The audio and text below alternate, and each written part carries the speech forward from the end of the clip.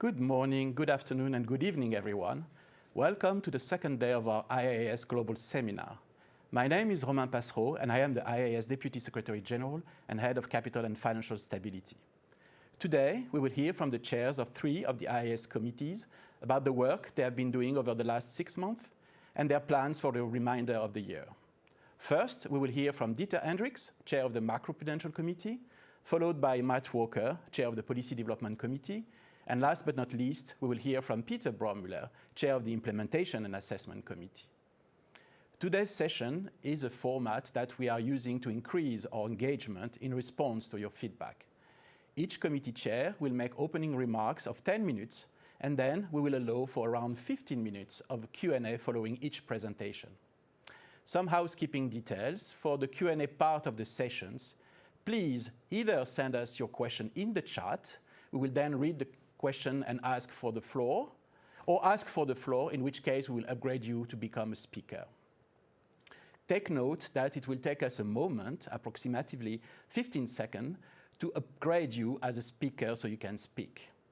During that time, please stay on mute. Once you have been upgraded, we will ask you to please state your name, organization, and your question. You can then unmute yourself and turn on your camera. And with that, I would like to hand the floor to Dieter Hendricks. Dieter, the floor is yours.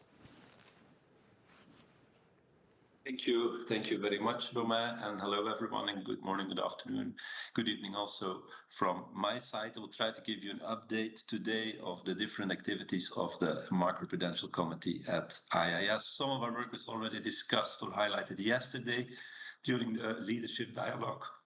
I'm sorry, but I hope to give a bit more details on our different projects today. Now, let me start with some advertising and provide you with an update of our global monitoring exercise. We have given a flavor of a preview of outcome of this year's global monitoring exercise in our mid-year Global Insurance Market Report, or GMAR, which was published on the 26th of June. For those of you who have not read it yet, the report can be downloaded by scanning the QR code that you see here on the screen. Now, as background information, and we can move to the next slide, and as most of you know, the GME builds on data collected from around 60 of the largest international insurance groups, as well as 50 supervisors around the world. All in all, that allows us to cover more than 90% of global gross written premium, which, as I said before, make it in all a very representative exercise at global level for the insurance sector. GME outcomes are discussed at the Macroprudential and the Executive Committee at IAIS before they are reported. There is an annual reporting, for instance, to the Financial Stability Board. This process, of course, also shapes potential future work of the IAIS. In 2025, we will hit another important milestone here, as the FSB will review again its experience with the process of assessing and mitigating systemic risk based on a holistic framework. GME outcomes are also reported to participating insurers and supervisors, and aggregate findings are also discussed to the public in the year-end GMAR. Later this year, the IAIS will also publish a GMAR special topic on the potential financial stability implications of natural catastrophe protection gaps, focusing on how these gaps could, via different transmission channels, affect the financial system and broader economy, including banking, real estate, households, and government finances. I can also share again the themes which will be in focus of our 2025 GME. We have geoeconomic fragmentation and how this impacts insurers' management of assets and liabilities. We have insurers' increased investments in private credit. And last but not least, insurers' adoption of governance of artificial intelligence. Now, let me share a few preliminary findings of this year's GME data analysis.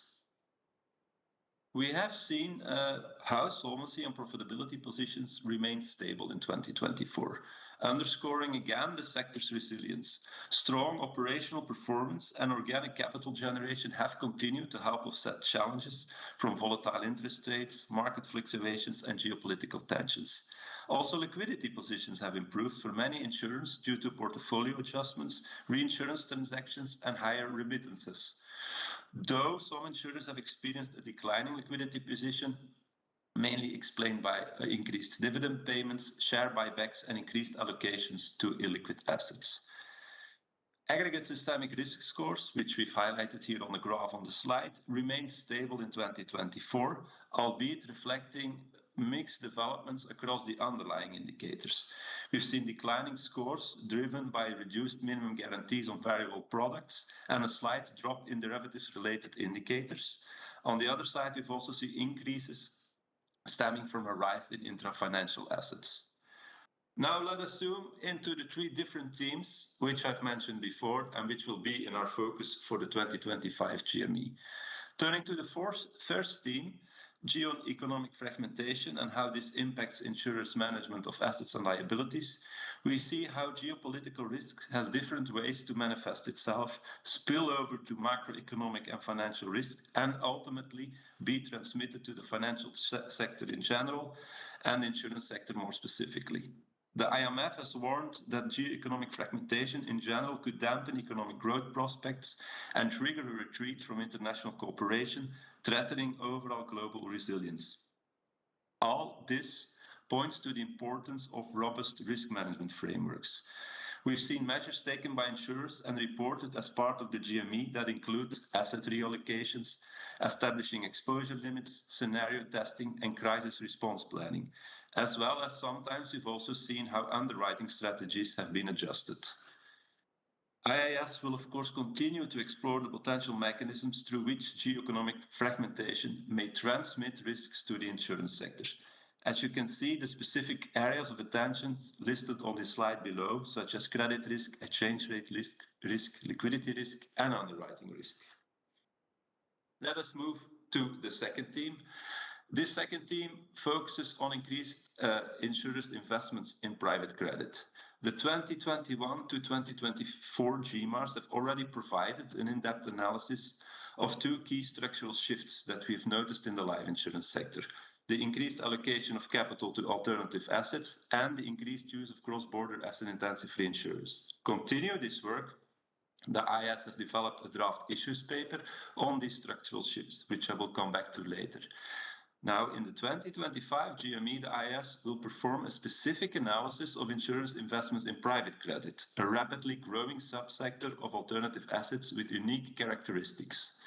Some examples of benefit and supervisory concerns associated with alternative assets in general are shown on the slide, but the idea is now to deep dive a bit more into the aspects for private credit. Next slide. Finally, theme 3, we will try to capture insurers' adoption and governance of artificial intelligence. We expect the deployment of AI to have a material impact on social and economic activities. For insurers and their consumers, AI presents both opportunities and risks, which need to be effectively managed. Recognizing this, the IAIS has increased the focus on AI, looking at issues both from a risk management perspective within the MPC, but also in supporting supervisory practices, which will be covered by my fellow committee chairs later today.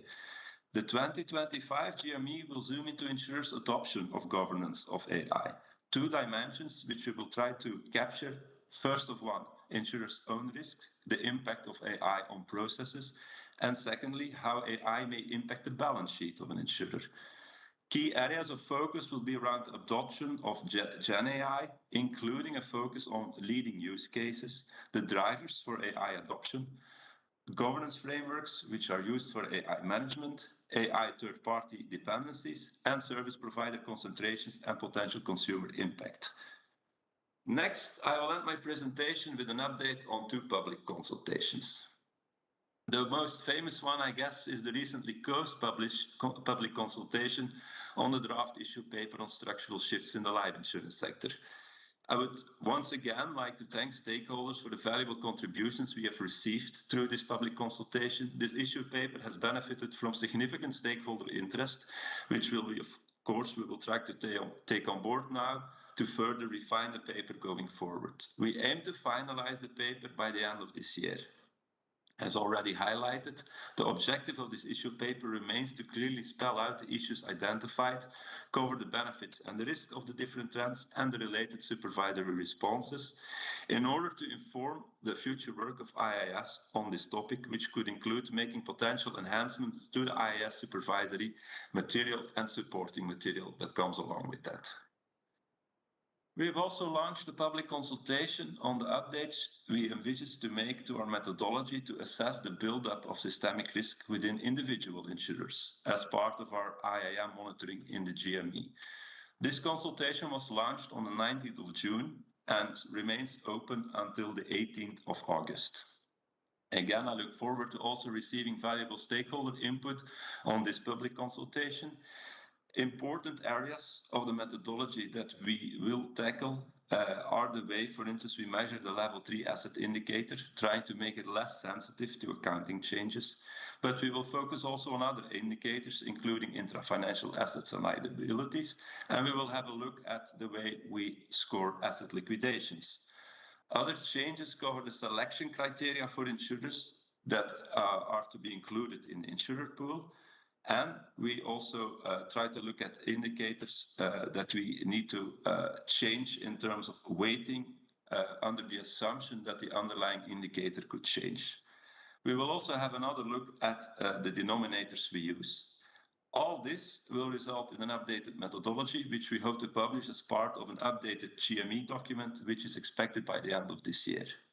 With that, Romain, I can stop here and I'd be happy to answer any questions there may be. Thank you. Yes, thank you very much, Dieter. Thank you for this presentation. So now it's the time for the Q&A session. So as I mentioned, please send us your question via the chat or let us know that you would like the floor. You can mention that also in the chat. So I see that we have a first question. For you, Dieter. So I'm reading it. So the IAIS work on structural shifts in the life insurance sector is very topical. How is the IAIS assessing macroprudential risks arising from life insurers' growing exposure to alternative assets, such as private credit, and notably the increased interconnectedness with non-insurance financial entities? Thank you, Romain. Not the easiest question, and I would say one where I would like to cover a few aspects. First of all, I would like to highlight that the IAIS in general, as most of you will already know, is actively monitoring risks, including the macroprudential risks arising from life insurers' growing exposure to alternative assets. And often this is also linked to their increasing interconnectedness with non-insurance financial entities and the real economy in general. Now, through the global monitoring exercise and insights from the issues paper, which I previously referenced, we have already tried to cover the main benefits and risks linked to this trend, with a particular focus on aspects such as valuation uncertainty, illiquidity, and hidden leverage. Aspects which have the potential to amplify vulnerabilities during periods of market stress. And also these three aspects have helped us as a supervisory community to have a better common view and understanding of this trend. Now, as already outlined in the issues paper, the structural shifts have highlighted, I think, again, how the insurance sector is linked to several key participants in the financial system and the real economy in general. Allow me to give a few examples. First of all, we've seen how alternative assets can be very important to fund vehicles for real economy borrowers, such as infrastructure projects, real estate projects, funding for corporates, and even consumers. We've also seen how life insurers, through their long-dated commitments with policyholders, have a direct impact in the real economy, influencing pensioners and impacting their savings. We've seen how life reinsurers, on the other hand, through asset-intensive reinsurance transactions, provide important commitments to a number of insurers across the globe, increasing also the links within the insurance sector. And last but not least, I think both life insurers and reinsurers have shown an increasingly connected way of being connected to different financial market participants like banks and alternative asset managers, either as providers of finance, for instance, or through distribution of risks and investments. Now, as a consequence, we need to be aware that potential disruptions in the life insurance or reinsurance sector could be transmitted to the financial system and the real economy in general. Potential systemic risk implications from all of this, particularly from the interconnectedness with other entities in the financial system, like private equity players and/or asset management managers, have been an important focus of, for instance, our issues paper due to the potential for contagion risks. Stresses in the alternative asset markets or in the life insurance sector could as such be transmitted to the real economy and financial system, and we need to understand the way this could happen, for instance, under which scenarios, and what this materiality is to be able to set up an adequate supervisory response in case we would need to react as supervisors. The draft issues paper outlines 3 key risks from a macroprudential perspective. We have looked at what could happen in case insurers would be forced to liquidate their assets in times of stress. We have considered a scenario where there would be a rapid pullback of insurers from key lending markets due to defaults and downgrades. And last but not least, we've also looked at the impact of financial market disruption from a mass recapture of asset-intensive reinsurance transactions by one or different insurers. Now, I want to stress that so far we have concluded that due to the limited size of the current exposure to alternative assets and asset-intensive reinsurance, the risk to global financial stability remain limited. But that doesn't mean we do not need to understand potential dynamics and impacts as supervisors. We have seen, by the way, how stress testing, improved data collections, and cross-border supervisory cooperation are key to help us address the challenges. Now, on private credit more specifically, as previously highlighted, it is and will be a specific theme in focus of this year's IAIS collective discussion and GME, and that fits, of course, our broader focus on several types of alternative assets. Our analysis will be based on the data that we collect through the GME, and the upcoming period of the feedback loop, both with group-wide supervisors but also with individual insurers over the period July-August, will be important here. Our GME findings will, by the way, also be reported to the Financial Stability Board, ensuring global coordination in addressing these risks. Now, looking ahead, I can end with highlighting that the IAIS will publish its 2025 GMAR and the final version of the issue paper later this year.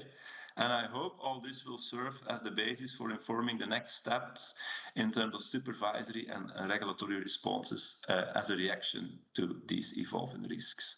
I'll stop here, Romain. I hope there was a comprehensive answer. That was definitely a comprehensive answer. Thank you very much, Dieter, for that.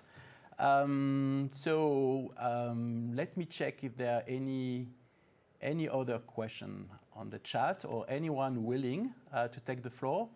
This is really your opportunity to ask a question to Dieter on these very important topics. I don't see anyone. Don't be shy.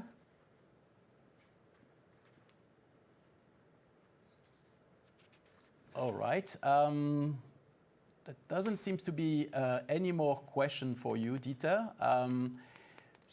But it's not completely over, because you will be back tomorrow for the panel on the key risk in the global insurance sector. So you will have also the opportunity with your panelists to address some of the issues that we have discussed today. So thank you very much for your presentation, Dieter. And we are now moving to the next session, which is the Policy Development Committee session. And before we begin with this session, we will have a short break of around 5 minutes. And then my colleague, Anne van Woerden, who heads the IAIS Supervisory Practices and Operation, will welcome you back. Thank you very much.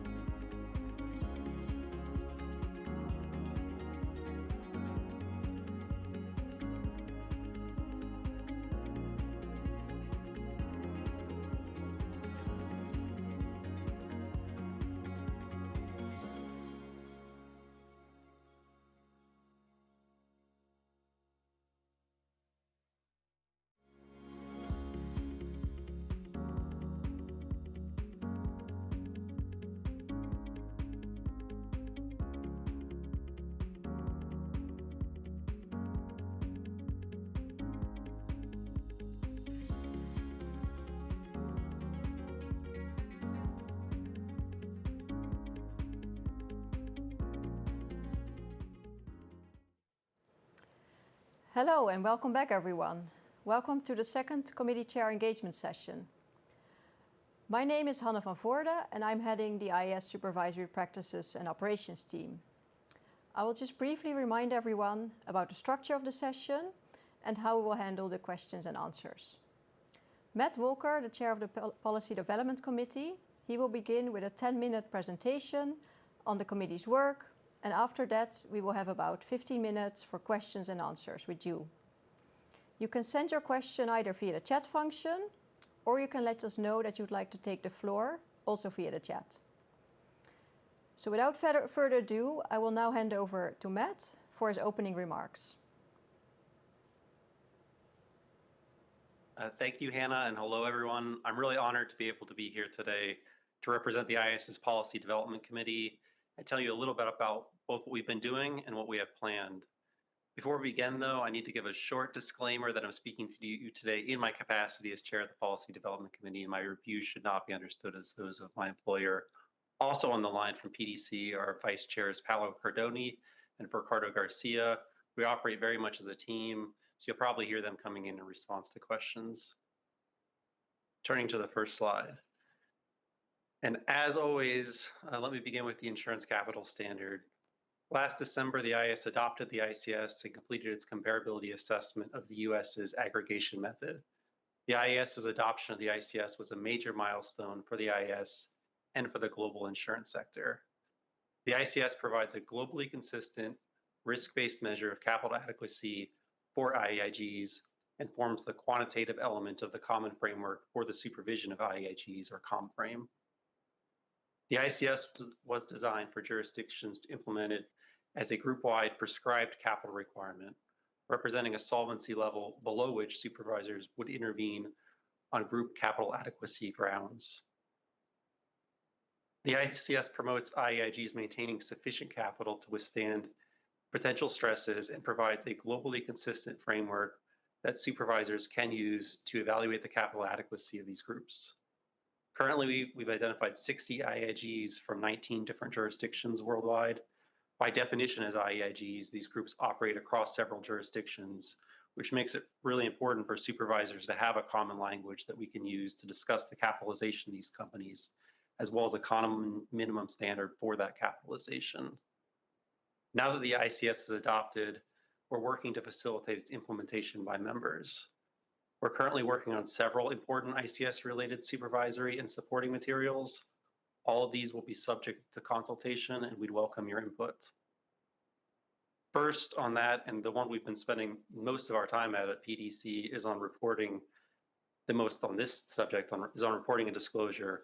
We're developing new ComFrame standards for the ICS within the ICPs on what information should be reported to supervisors on capital and what information will be disclosed to the public. Those are in ICPs 9 and ICP 20, respectively. As we're thinking about it, what gets disclosed to the public in ICP 20 will be a subset of what is reported in ICP 9 to supervisors. We plan to release both of these potential plan revisions later this year for consultation. We're also working on an application paper on the availability of capital. That paper will aim to share experiences on how group-wide supervisors address availability of capital issues in their group supervision, particularly when applying a consolidated group capital standard, such as the ICS. Those of you who have been around the IAIS for a while may remember this issue coming up repeatedly as we were developing the ICS, so we're happy to be able to come back to it.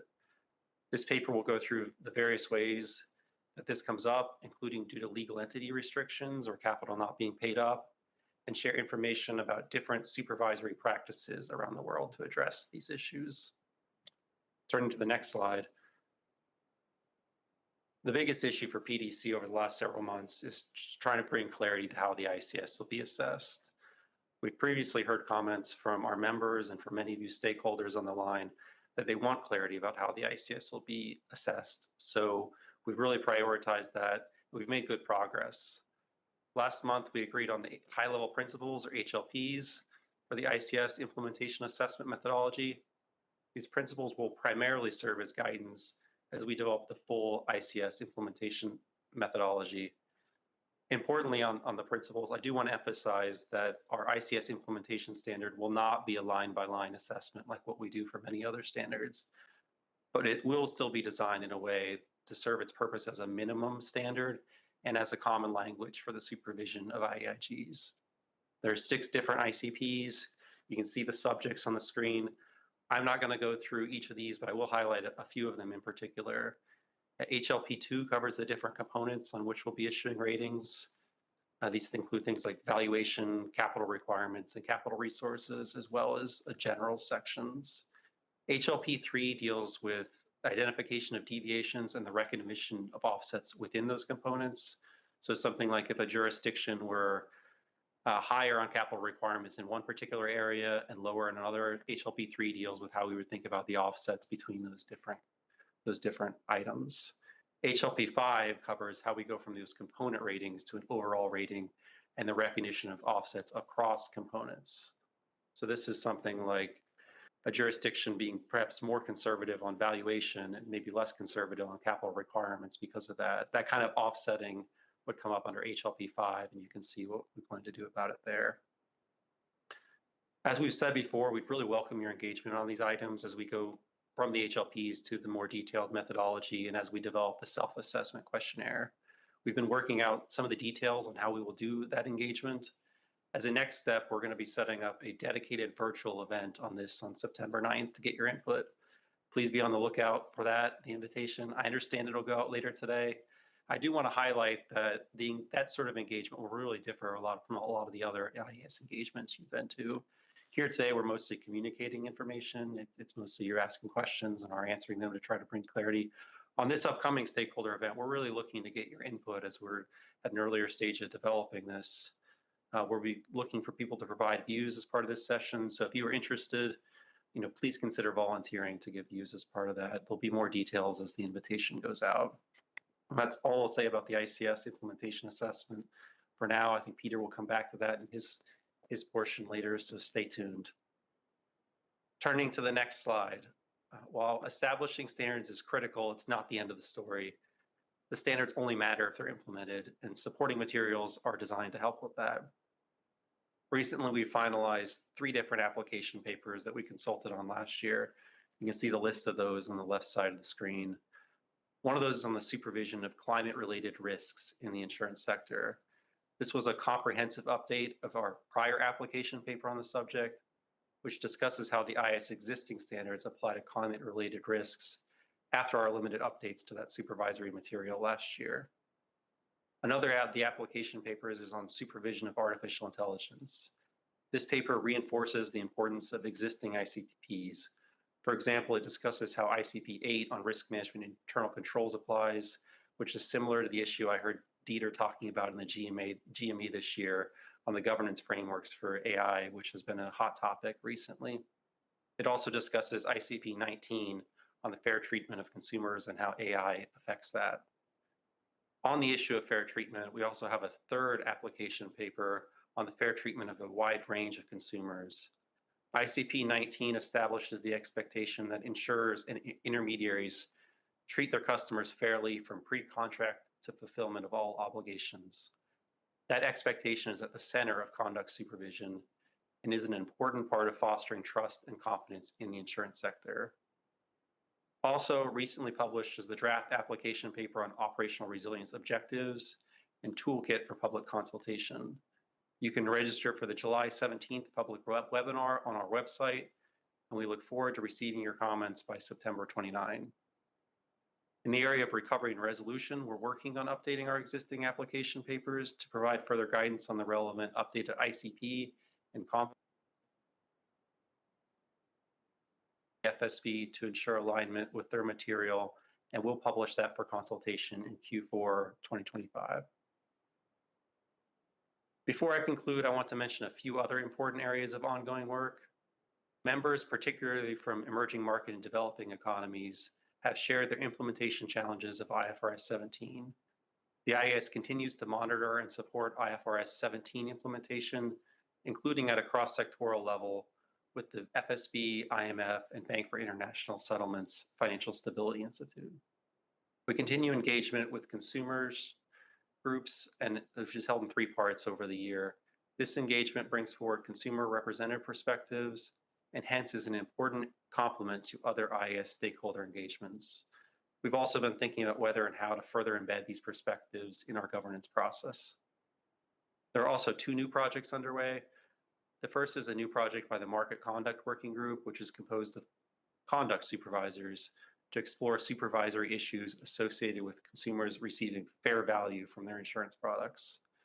The second is by our Governance Working Group. It will develop member-only material aimed at supporting supervisors more practically to have effective engagements with insurers' boards and senior management on corporate governance topics. With that, that's all I plan to say, so I'll hand back, and I'm happy to take any questions you all have. Thank you so much, Matt, for that update. Really, really helpful. So indeed, we will now open the floor for any questions that you may have.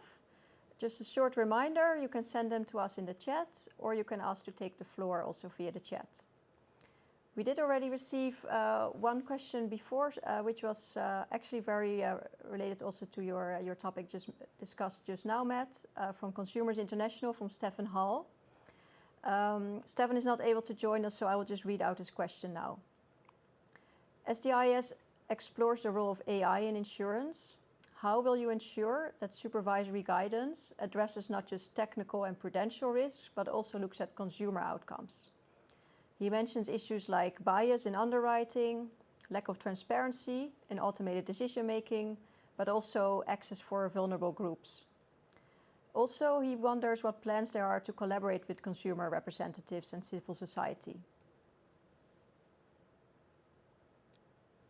Thanks. That's a good question. I think I want to emphasize that consumer outcomes are very important in this work.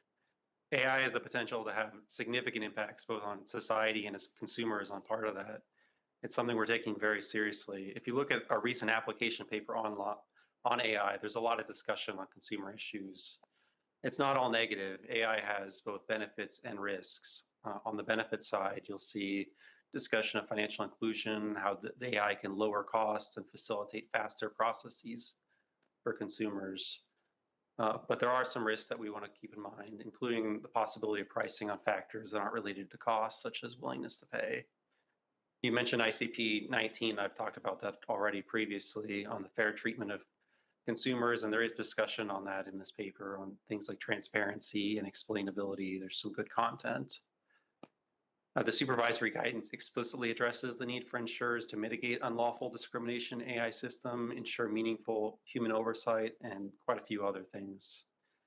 I'd also emphasize that this is a rapidly changing area. AI is developing very quickly, and there's a lot of diversity in the different applications of AI and how insurers are using it. We want to promote a proportional and risk-based approach that really focuses on some of the areas where AI use is most impactful, including on underwriting and claims handling. One area I'd particularly highlight, because this is something that was discussed as we were finalizing it, is how AI can affect pricing and the potential that it could lead to much more granular and potentially much more accurate pricing. My background is an actuary, so I tend to think that these more accurate pricing is mostly a good thing, at least on the property side, to have premiums more closely tied to risk and give people an incentive to mitigate that risk. I would be remiss, and the paper does discuss that does come with some challenges, and it could really exacerbate insurability issues, particularly for people with higher risks. As far as the engagement with consumer groups, I did mention earlier that we have an engagement structured in 3 parts over the year. We very much welcome engagement from consumers on this and other issues, and happy to hear their perspectives, particularly if there's things they think we're missing on this. Thank you. Thank you, Matt. Thank you, Matt, for that. I see also we have a question in the chat coming in from one of our members. It's about the updates to the ICPs on recovery and resolution planning. And the question is, as more insurers are required to prepare resolution plans, if there are any expectations for a more prescriptive report or any considerations on sources of information to meet those expectations? Thanks. So we did modify the standards on those last year to bring more clarity on where resolution plans are required and to bring better alignment with the FSB's key attributes on this. The state new standards do set expectations on insurers having a process in place for determining where these are needed based on some factors. Excuse me.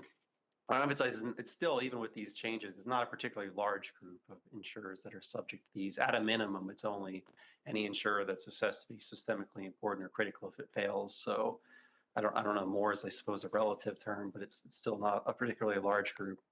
In terms of content and whether it's prescriptive, I would say most of the IAIS material on this centers more on the who is required to prepare the resolution plan than on the what and the actual content in there. There's not actually that much, so I don't think it's prescriptive. However, the proportionality principle does apply to this requirement, and the supervisors can adjust this to their expectations as necessary on the detail on things like the risk profile and size and the activities of the insurer.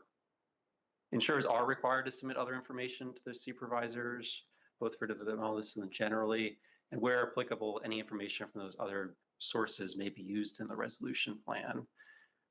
We do hope to bring more clarity on this, though. Last year we got these standards done, but as I said earlier, developing the standards is only part of the story. We really want to see implementation, and to help people do that and to give more guidance to other supervisors on this, we have these application papers.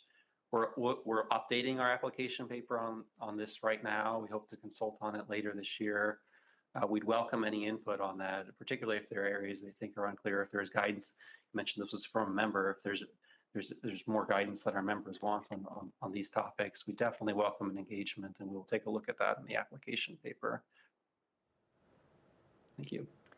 All right, thanks, Matt. Indeed, so stay tuned for that. Another question from also an IAIS member. It's on IFRS 17.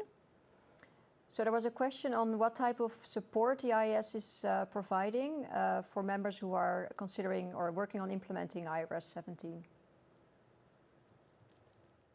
So we've been serving as a forum for members to share their experiences with implementing this. Members, particularly from emerging market and developing economies, have shared their implementation challenges with respect to implementation of IFRS 17.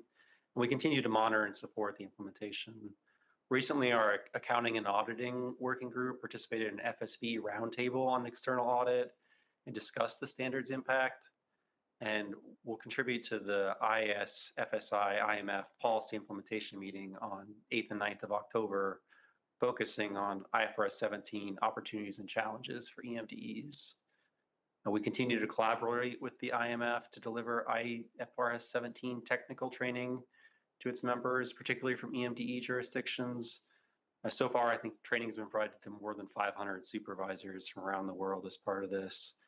And there's more to come. I think there are 2 more trainings scheduled for later this year in Sub-Saharan Africa and Asia, from what I understand. So more to come. All right, thanks, Matt, for that. I see a few other questions coming in on the chat. So one question was around the ICS. So does the IAIS intend to publish any public or market-facing Q&As or FAQs or guidance on the interpretation and implementation of the ICS? So I think you touched upon that already a little bit, but maybe you can expand a little bit, or perhaps one of the vice chairs would like to take this question. Yeah, we have put out quite a bit, and we've been working on more, including some technical stuff. I will turn it over to Paolo on this. He's really the expert. Paolo. Thank you very much, Matt. I mean, I think we have received a few questions, and I think that depending on the type of question, we are assessing whether there is a need to make it more public. So expect some of the outputs of the Q&A process to become public shortly. Thank you, and I may just stay on this topic because now I'm seeing another question on this as well. So Paolo, maybe also for you. A question from Hugh Francis. I understand there's separate work on ICS implementation issues to assist supervisors across different jurisdictions. And he's asking where items identified have broader market or company relevant interest. Would the IAIS consider making such implementation guidance also public, or would it stay for members only? I think it'll have to be assessed on a case by case. So it depends on, I think, that the Q&A process and it is helping us identifying safety issues or potential even mistakes we'll find in the level 1 and the level 2 text. So if that appears, we'll pass it to the appropriate governance and make public notifications. Thank you very much for that, Paolo.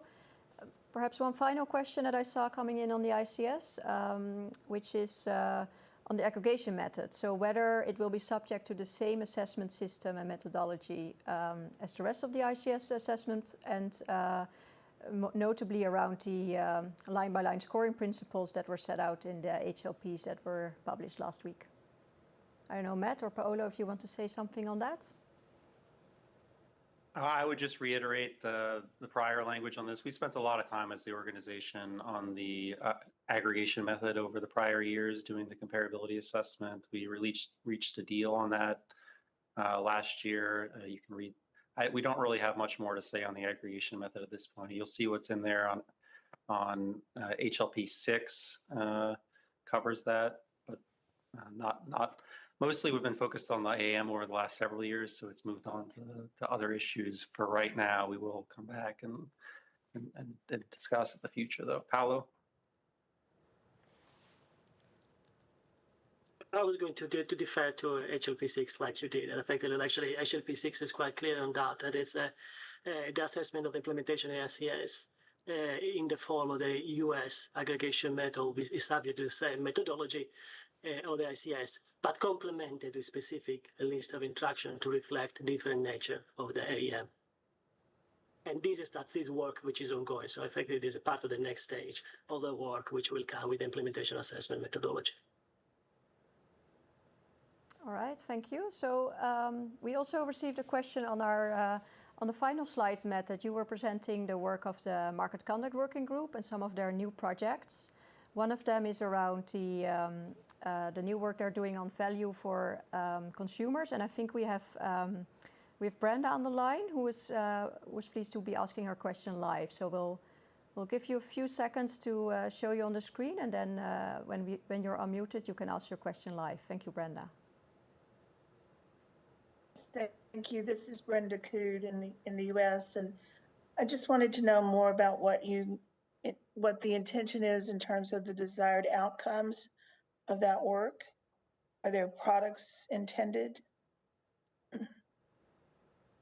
In terms of products, so this is at an early stage. We've started to have some discussion of this on PDC as we're shaping it. The idea is that we just want to make sure insurers, we've heard from consumer groups about the different challenges of making sure consumers are getting fair value for their insurance products. So we're starting up a project to look at this. As far as particular products, we've had some discussion on that at PDC. I think there's a tension there to, because value means different things to different consumers, but it's something we're taking a look at. Yeah, thank you, Matt. And I will perhaps just add to that, indeed, that it's really about really bringing attention to the issue of how insurance products can be designed in such a way that they really deliver something that is worthwhile for the consumer, and that may differ also depending on the product and depending on the consumer as well. But as you said, Matt, we have only just started that project, so we can discuss more on that in further engagements, definitely. So I think there might still be time for one final question. I'm just checking with my colleagues if there was any other questions we received. So one final question that we received was from Peter Kochenberger. It's related to, again, the issue of ICP 19, so consumer protection issues and AI in this case. So his question is, could you go into more depth on planned IAIS work related to a claim management function and relationship with AI? So I think that is a little bit related to ongoing work of the FinTech Forum.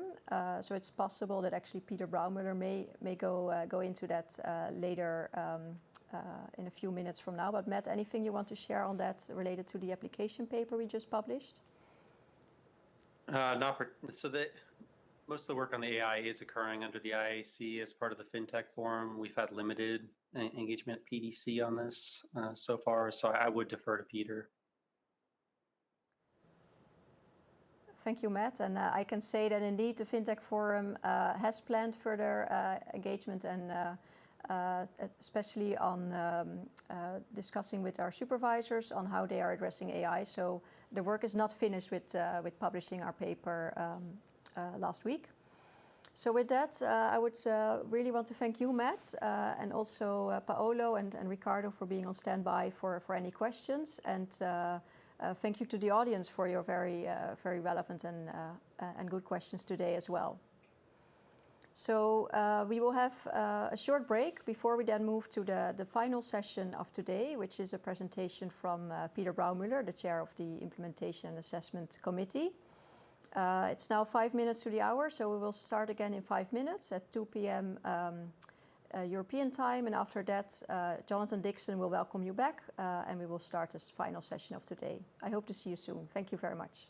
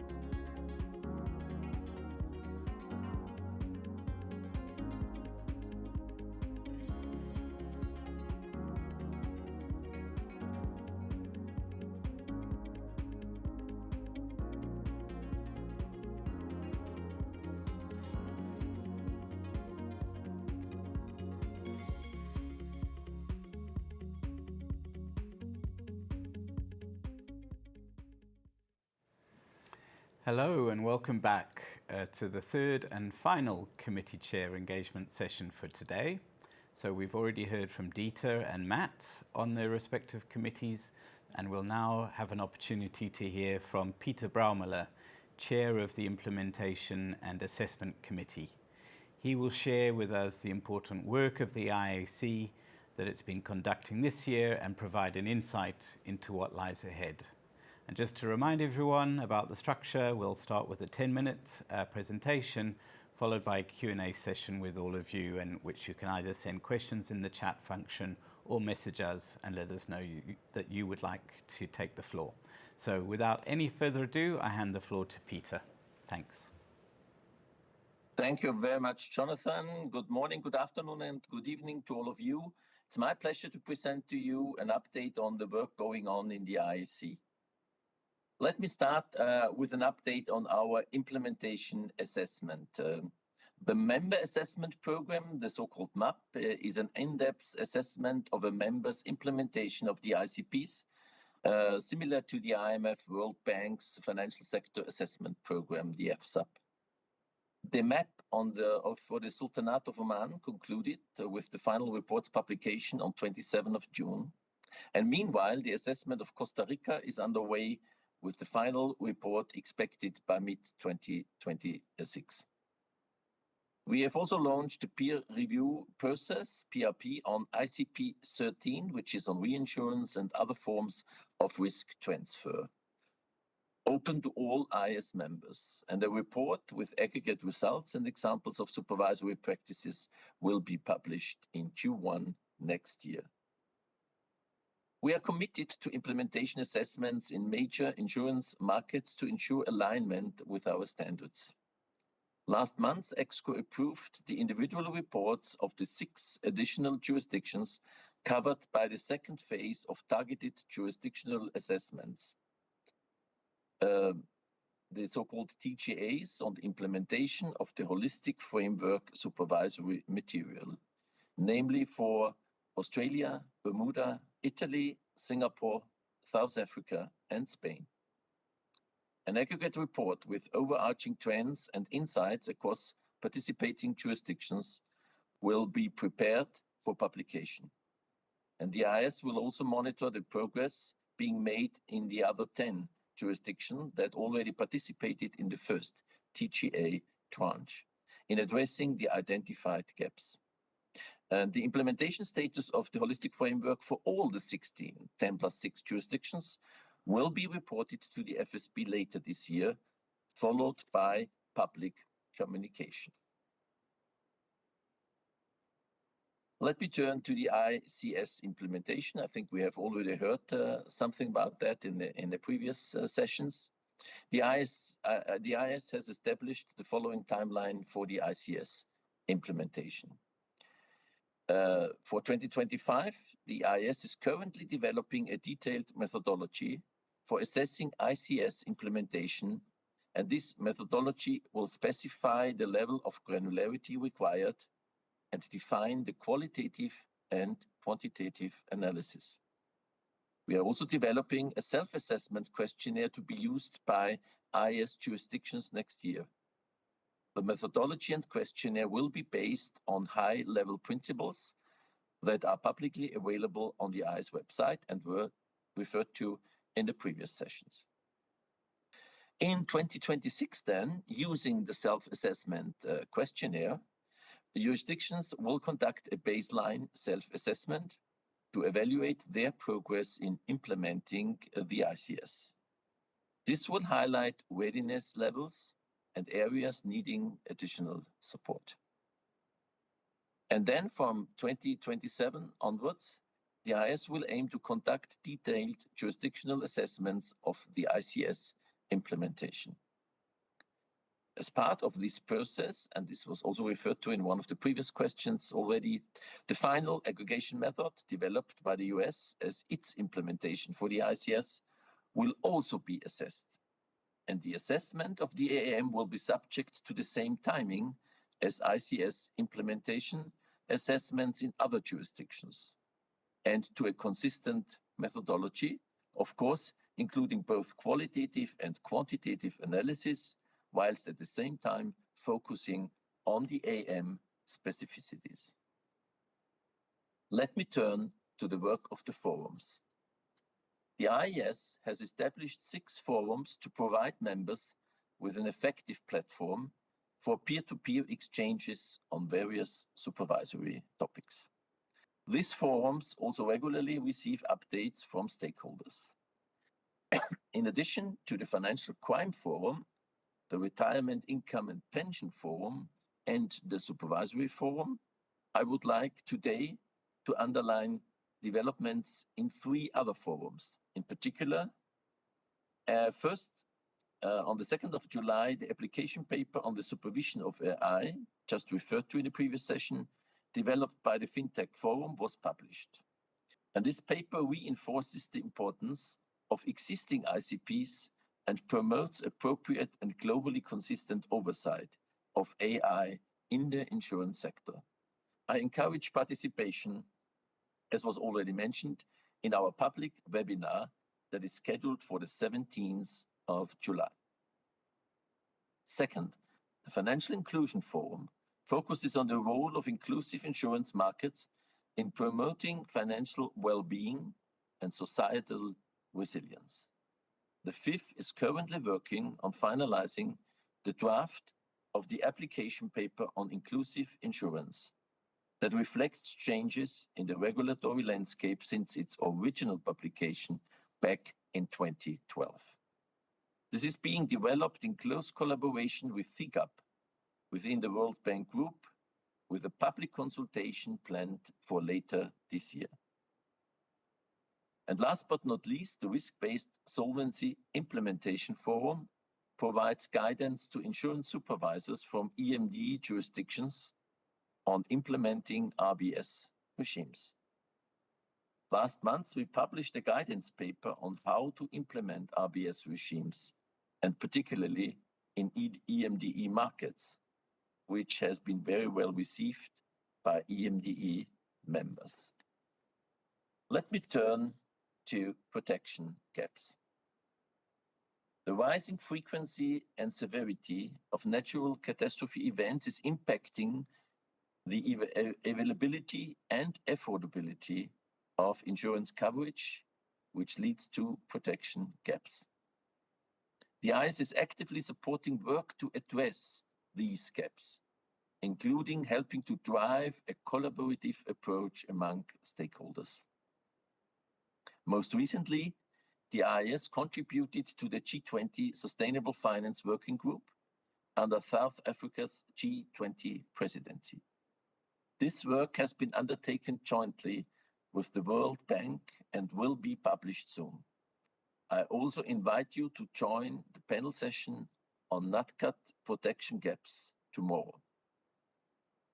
The G20 input paper discusses multi-party solutions for NatCat insurance protection gap, offering possible actions that can be taken by various stakeholders, stressing the importance of collaboration among governments, supervisors, and all other stakeholders. Building on the paper, the IAIS plans to develop a practical resource to assist policymakers and supervisors in addressing NatCat protection gaps. Lastly, let me turn to supervisory capacity building. I would like first to thank our implementation partners, the HYI, the FSI, the IAA, and Toronto Centre, for their critical role in supporting our work. For the second half of the year, we are working with our implementation partners to deliver training programs, including the FSI IAIS Regulatory and Supervisory Online Program, known as the First One, and policy implementation meeting on the IFRS. We continue working with the IMF to respond to the growing demand for IFRS 17 related training. Following HYI's transition to CGAP earlier this month, programs such as the Inclusive Insurance Training, Actuarial Skills Program, and the e-learning platform We will continue by partners such as the Toronto Center, the International Actuarial Association, and the Frankfurt School of Management and Finance to strengthen our support to the supervisory community. In closing, the IAIS remains committed to fostering strong implementation of global insurance standards, advancing supervisory capacity and addressing critical challenges.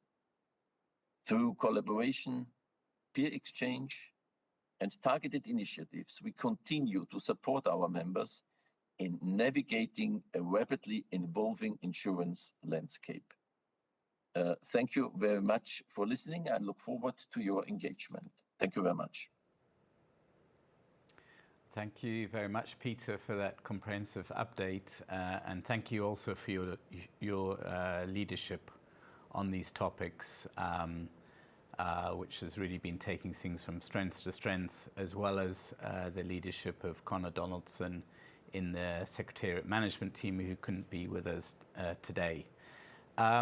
Great, we'll now open the floor to questions, and let me go straight to a first question, which is from Nick Dexter from the International Actuarial Association. Nick cannot join us today live, but he has shared his question in advance, which I'll read out on his behalf. So to Peter, we note that the IAIS is continuing to develop firstly technical notes on ICS implementation, which was covered a bit by Matt, but secondly also practical aspects of implementing risk-based solvency regimes, building off the guidance on this topic that was published a couple of weeks ago. Are there any aspects of this work where input from the IAA would be helpful? Good question. Let me start with just telling you, not surprisingly, that standard setting work is followed by standard implementation work and by standard implementation assessment work. So now the ICS is adopted and the IAIS is working on its proper implementation. And the technical notes, which you reference, provide examples and explanations that were used during the field testing and monitoring period, annual data collection exercises to help volunteer groups understand the technical specifications. When we adopted the ICS, the level 1 and level 2 texts contained only the standard. Accordingly, providing these examples should be helpful in supporting implementation. We have reviewed them and are now publishing them in these so-called technical notes. So that should bridge the way from a standard setting and having standards into the implementation. And also beyond this, we are currently working on several important ICS-related supervisory and supporting material that will be subject to public consultation either this year or in 2026. And stakeholders' input, including the IAA, on those items will really be very useful. Firstly, we are developing new COM-frame standards for the ICS within the ICPs on supervisory reporting and public disclosure. So this means ICP 9 and 20. And the public disclosure standards will be a subset of the standards for supervisory requirements in line with their different objectives. Also, we are working on an application paper on availability of capital whose objectives is to share experiences on how group-wide supervisors address the availability of capital issues in their group supervision, particularly when applying a consolidated group standard such as the ICS. This paper is also expected to provide examples of how supervisors address cases of double or multiple capital gearing in the absence of fully consolidated group standards, where intergroup holdings of regulatory capital may overstate the overall group capital position. Developing actuarial capacity is a key priority identified by our members for a successful implementation of a risk-based solvency regime. And this need is particularly pronounced in emerging market and developing economies, where actuarial expertise is often more than limited. The partnership agreement between the IAA and the IAIS has provided a strong foundation for leveraging actuarial expertise to support supervisors in this critical area. As we continue to deepen our focus on implementation, we look forward to collaborating further with the IAA to enhance our support to supervisors. And building on the existing program, we aim to address key areas where supervisors have expressed the need for additional assistance. This includes the implementation of ORSA, tackling challenges related to IFRS 17 in the context of risk-based solvency framework, and developing key performance indicators. We are looking forward to engage with the IA on these topics through our risk-based solvency implementation forum over the next few months. Great, thank you very much, Peter. And we have a next question, which is from Dennis Noortuk of the Geneva Association. And perhaps whilst we tee up Dennis, just to say from my side as well, a very big thank you also to our partners at the IMF, who were co-drafters of that guidance on implementing risk-based solvency regimes. And if you haven't seen it, I think it's an incredibly helpful handbook, which really talks about how to calibrate that risk-based solvency regime based on a number of factors, but which includes the sort of level of technical expertise within the supervisor, within the industry, and really helps to identify those areas where we do need to work on additional capacity building. Do we have Dennis with us? Thank you, Jonathan, and thank you, Peter, for the comprehensive presentation. And I just want to follow up on one of the points you mentioned on protection gaps. So insurance fundamentally strengthens society's resilience by managing, pooling, and diversifying risk. And to fulfill this purpose, especially for vulnerable communities, insurers need to offer or need to be able to offer inclusive products whose design, distribution, and servicing meet consumers or customers' need, and therefore help to close protection gaps. You already briefly mentioned the protection gaps, not least in relation to NatCat and the IAIS call for action paper, which I think is from late 2023. Now, following up on that, what specific activities has the IAIS planned to support this initiative and to support this objective?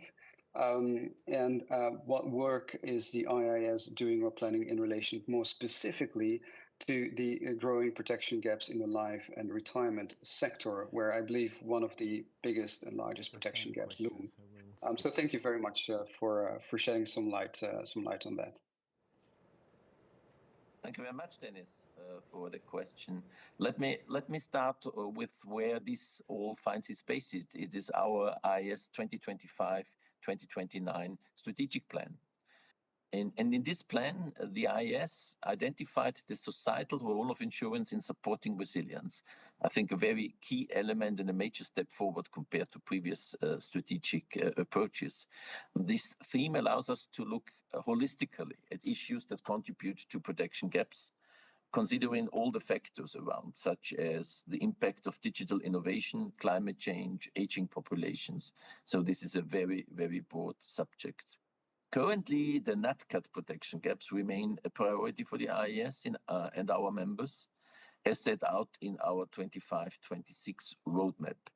And in developing our next roadmap for 26-27, the IAIS will consider whether to undertake further work on other protection gaps, not to forget them at the same time. The IAIS, and I mentioned briefly in my presentation, the Retirement Income and Pension Forum has considered different elements of retirement protection gaps in recent meetings. It looks at both trends, such as longevity, and also product developments. For instance, it has considered the adequacy of retirement income, pensions and women, access to advice, long-term care insurance, and the impact of cost of living pressures on pension savings. The Retirement Income and Pension Forum has benefited greatly from the presentations we have received from the Geneva Association and other trade associations and insurers. So you see it's already getting more intense and more broader also on the other type of gaps around. And the intention of the forum is to continue to function as a forum which provides a platform for sharing information and discuss supervisory practices and challenges on this issue, and therefore it does not undertake policy work.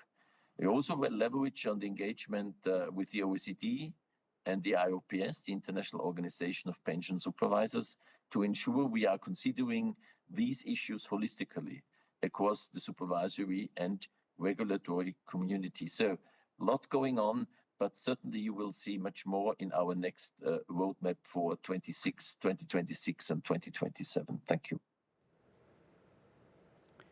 Thank you, Peter. Let's move straight to the next question, which is from Mary Frances Monroe. Mary Frances isn't with us live, but I'll read out her question, which is around the implementation assessment issues. Specifically, what are the key and new areas of macroprudential focus in the second round of targeted jurisdictional assessments of the implementation of the holistic framework supervisory material? Peter. Yeah, thank you very much.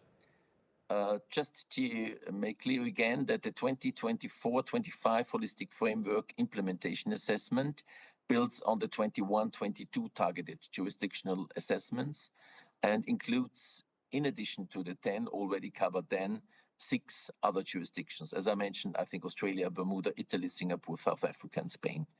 And this second phase evaluates their progress in implementing supervisory measures under the holistic framework to address systemic risk in the insurance sector. And the assessment covers, in principle, the same areas and follows the same approach as in the first assessment, done a few years ago, but just for different jurisdictions. And why did we do this? Because we believe it's also important to ensure consistency in our assessments across the first and the second TGAs. Because if they are then reported together, it should be on an equal basis, on a comparable and consistent basis. And as a reminder, what these objectives of the TGA were: first, to assess the observance of the material aspects of the HF supervisory material in the participating jurisdiction and identify any gaps or challenges in the implementation process, similar to the previous TGA. And secondly, to contribute to IAIS reporting to the Financial Stability Board on the implementation of the HF and to help inform the FSB's review in 2025 of its endorsement of the HF. So it's a critical phase for us still to continue to prove that the holistic framework is working well in practice and delivering what we want it to deliver. So this is a major part that we can report on, I think, a very broad and deep assessment of 16 jurisdictions altogether. And these assessments cover key macroprudential standards under ICP 24, including data collection and analysis, assessment of the systemic importance of insurers and the sector, supervisory requirements for macroprudential purposes, and finally also transparency.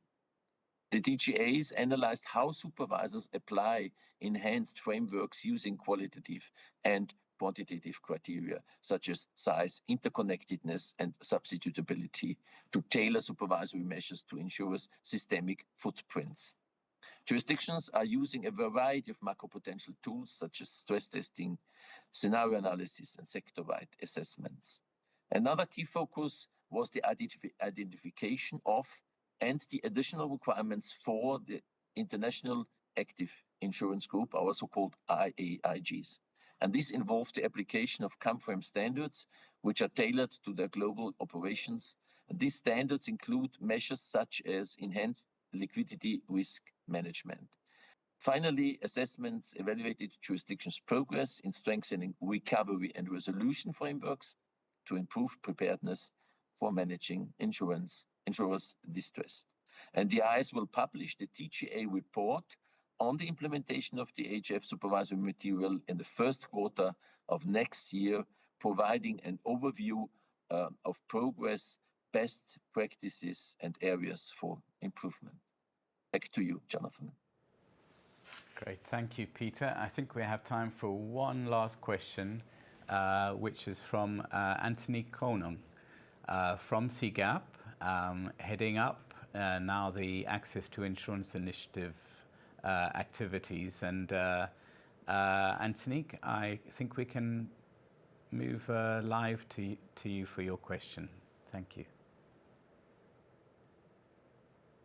Thank you very much, Jonathan, and thank you all for allowing me to engage. I actually wanted to ask you, Peter, what your expectations are of the implementation of the Cape Town Declaration of Inclusive Insurance, the declaration that was announced at the December IAIS annual meeting, and which we at CGAP will look very much forward to activating with all the members of the IAIS. So I'd really like to hear what your expectations are of that. Thank you. Thank you. Thank you for that, Antonique, and welcome. And thank you for taking over, CGAP taking over these, the further development of the Cape Town Declaration. In short words, the Cape Town Declaration for me is an instrument that should give further momentum to the process of leading to more inclusiveness in the insurance sector, to leading to more financial health, and addressing the needs of vulnerable people. And in a way that is encouraging those who want to do something to find a platform for doing that, to find a framework for doing that, to find support for doing that, but at the same time also to express their commitments. So that commitment is not just to do something, but really to have concrete commitments and make progress. So my overall expectation would be that through the Cape Town Declaration, we will see a further spread, a visible and tangible further spread of inclusive insurance on a global basis.